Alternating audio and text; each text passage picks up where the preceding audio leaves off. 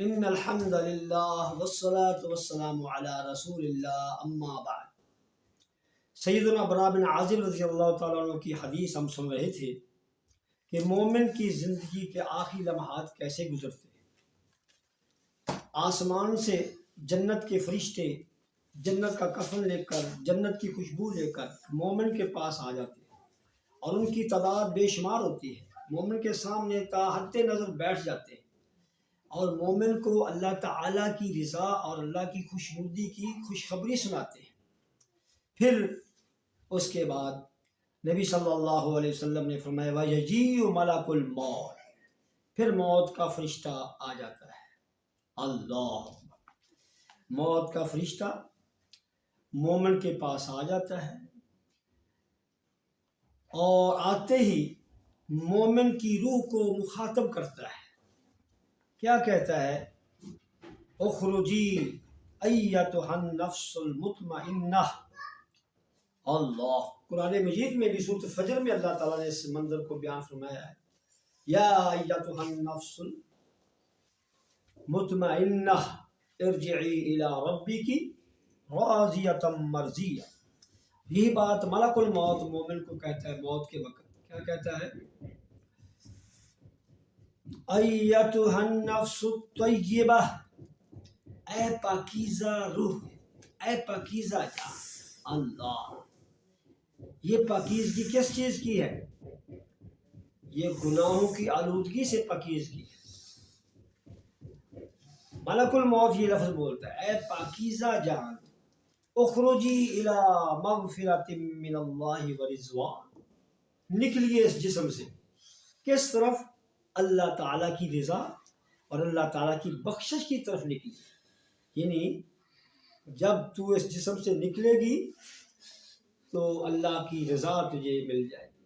اللہ، جب مومن کی روح کو ملک الموت بلاتا ہے اور ساتھ اللہ تعالیٰ کی بخشش اور مغفرت کی خوشخبری دیتا ہے، نبی صلی اللہ علیہ وسلم نے فرمایا فتخرج، مومن کے جسم سے روح نکلتی ہے، فتسیل کما تسیل القطرۃ من فی السقاء، جیسے مشکیزے کا بھرا ہوا پانی کا مشکیزہ ہو، اس کا منہ کھول دیا جائے اور پانی نکل جاتا ہے، لیکن فرمایا کہ پانی کا آخری قطرہ اس مشکیزے سے جتنی آسانی سے نکلتا ہے، بڑے آرام سے نکلتا ہے، ایسے ہی مومن کی روح مومن کے جسم سے نکلتی ہے، بغیر کسی تکلیف کے، بغیر کسی مشقت کے، بڑی خوشی سے، کیونکہ مومن کی روح کو اللہ تعالیٰ کی محبت اور ملاقات کی خوشخبری دے دی جاتی ہے۔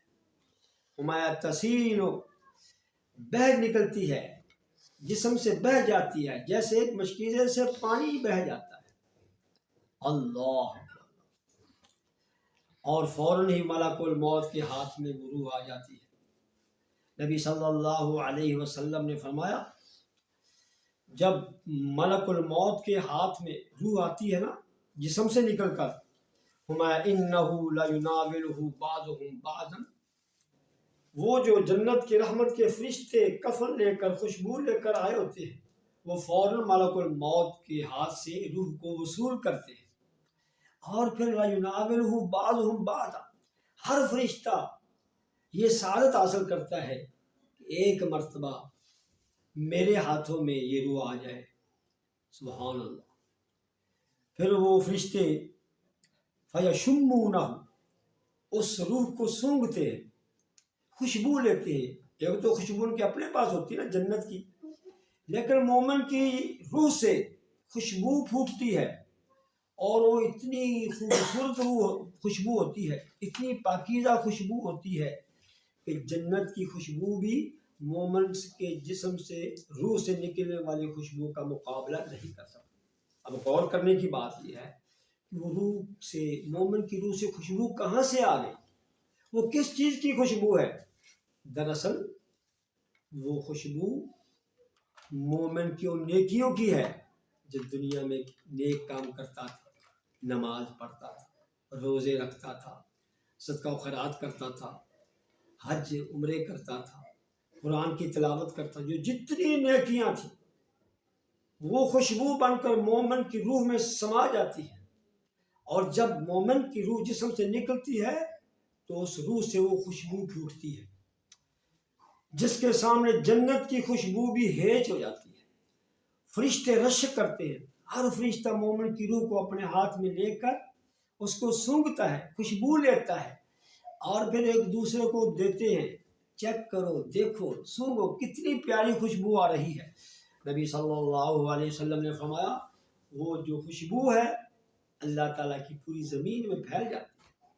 پھر وہ فرشتے مومن کی روح کو لے کر آسمان کی طرف پرواز کرتے ہیں اور ایک دوسرے کو وہ روح دیتے جاتے ہیں، ہر ایک اس روح کو لے کر سونگھتا ہے، خوشبو لیتا ہے۔ بالآخر جب آسمان کے دروازے پر وہ روح کو لے کر پہنچتے ہیں، اللہ اکبر، تو آگے سے فرشتہ جو دربان فرشتہ ہوتا ہے آسمان کے دروازے پر ہوتا ہے، وہ کیا کہتے ہیں؟ ما هذه الريح الطیبہ التي جاءت من الارض، کتنی ہی خوبصورت پاکیزہ خوشبو زمین کے طرف سے آ رہی ہے۔ دروازہ فوراً کھل جاتا ہے اور فرشتے بتاتے ہیں کہ یہ فلاں مومن کی روح ہے جس سے خوشبو پھوٹ رہی ہے۔ اللہ اکبر۔ نبی صلی اللہ علیہ وسلم وَلَا يَأْتُونَ سَمَاءً إِلَّا قَالُوا مِثْلَ ذَلِكَ، وہ فرشتے جنت کی اس روح کو لے کر دوسرے آسمان کی طرف جا رہے ہوتے ہیں، اور پہلے آسمان کے فرشتے دوسرے آسمان تک پہنچانے کے لیے اس روح کے ساتھ ساتھ جاتے ہیں۔ یہ پروٹوکول دیا جا رہا ہے مومن کو، پروٹوکول آسمانوں پر پروٹوکول دیا جا رہا ہے۔ اب اس روح کو اللہ تعالیٰ کے سامنے پیش کرنا ہے۔ پہلے آسمان کے فرشتے مومن کی روح کو دوسرے آسمان تک پہنچاتے ہیں، پھر آگے دوسرے آسمان سے تیسرے آسمان کی طرف، پھر چوتھا آسمان، پھر پانچواں، پھر چھٹا، پھر ساتواں آسمان، بالآخر اللہ تعالیٰ کے سامنے اس روح کو پیش کیا جاتا ہے۔ سبحان اللہ، اللہم اجعلنا منہم۔ رب العالمین پھر کیا فرماتے ہیں؟ اپنے فرشتوں کو فرماتے ہیں اے میرے فرشتوں، اس مومن کی روح کو اکتبو کتاب عبدی فی علیین، اکتبو کتاب عبدی فی علیین، فی علیین، میرے اس بندے کا نام علیین میں لکھ دو۔ علیین کیا ہے؟ نبی صلی اللہ علیہ وسلم نے علیین کے بارے میں بتایا۔ سورۃ مطففین میں بھی اللہ تعالیٰ نے علیین دفتر کا تعارف کروایا ہے۔ کلا ان کتاب الابرار لفی علیین وما ادراک ما علیون کتاب مرقوم یشہدہ المقربون۔ فرمایا کہ علیین ایک دفتر ہے جس میں ان مومنوں کے نام درج ہوتے ہیں جو اللہ کے مقرب ہوتے ہیں، جن پر اللہ راضی ہوتے ہیں، جن پر اللہ خوش ہوتے ہیں۔ تو فرمایا اکتبو کتاب عبدی فی علیین، میرے اس بندے کا نام علیین دفتر میں لکھ دو۔ یعنی مومن کو سرٹیفکیٹ مل گیا جنت کا۔ اللہ، مومن کی خوشی کی کوئی انتہا نہیں رہتی۔ اور ساتھ اللہ تعالیٰ فرماتے ہیں میرے اس بندے کی روح کو واپس اعیدوہ الی الارض، واپس زمین پر لے جاؤ، عالم برزخ میں اب یہ میرا بندہ ٹھہرے گا۔ اللہ، تو اس کی روح جو ہوتی ہے مومن کی دوبارہ زمین پر آ جاتی ہے، اور گھر میں جب آتی ہے اس لاش کے پاس، جسم کے پاس، تو ارد گرد پیارے رو رہے ہوتے ہیں۔ بھائی اپنے بھائی کی جدائی کو رو رہا ہوتا ہے، بیٹا باپ کی جدائی کو رو رہا ہوتا ہے، تمام محبت کرنے والے رو رہے ہوتے ہیں، لیکن مومن کی روح تعجب کرتی ہے کہ کیوں رو رہے ہیں؟ مجھے تو اللہ تعالیٰ نے جنت عطا فرمائی، مجھے تو اللہ کی محبت مل گئی، مجھے تو دنیا کے دکھوں سے نجات مل گئی، مجھے ہمیشہ کے لیے راحت مل گئی۔ پھر مومن کیا کہتا ہے؟ اس کی روح بولتی ہے قدمونی قدمونی، مجھے ادھر کیوں رکھا ہوا ہے؟ میرے جسم کو لے چلو قبر کی طرف، قبر میرے لیے جنت کا باغیچہ بن چکا ہے۔ نبی صلی اللہ علیہ وسلم نے فرمایا کہ جنازہ زیادہ دیر تک گھر میں نہ رکھو، اس کو اس کے انجام تک پہنچاؤ۔ اگر وہ مومن ہے تو جنت قبر اس کی جنت بن چکی ہے. لوگوں کا انتظار مت کرو کہ فلاں آ رہا ہے فلاں. مومن کو تکلیف ہوتی ہے، جتنی جلدی ہو سکے مومن کو قبر میں دفن کرنا چاہیے.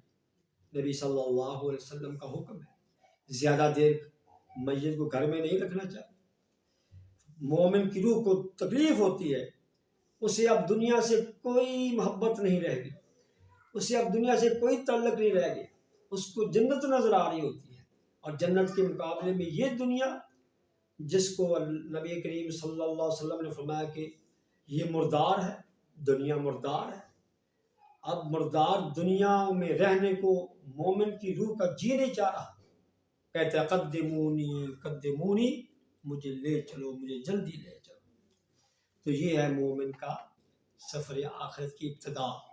اللہ تعالی ہمیں بھی اسلام پر ایمان پر موت نصیب فرمائے اور ہمارا بھی انجام مومنوں والا انجام ہو.